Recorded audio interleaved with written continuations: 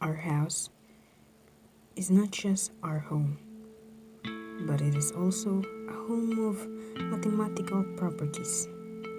Our backyard can be a place to see different kinds of things that occupy mathematical properties. For example, the trees in our backyard.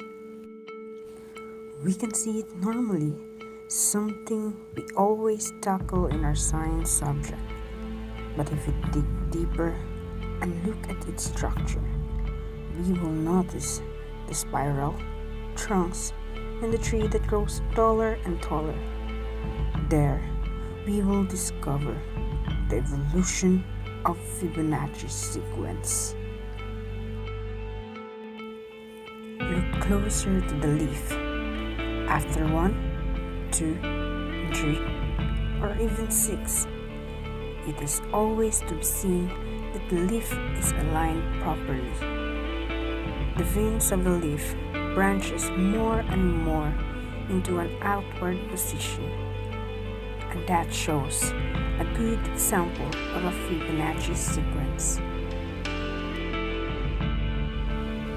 A house, a place where different things can be seen, the beauty, the people, but there's one thing for sure that not everyone notices: the mathematical presence, like Fibonacci, can be seen in every corner of our house. If only we will look and analyze everything, we will discover something.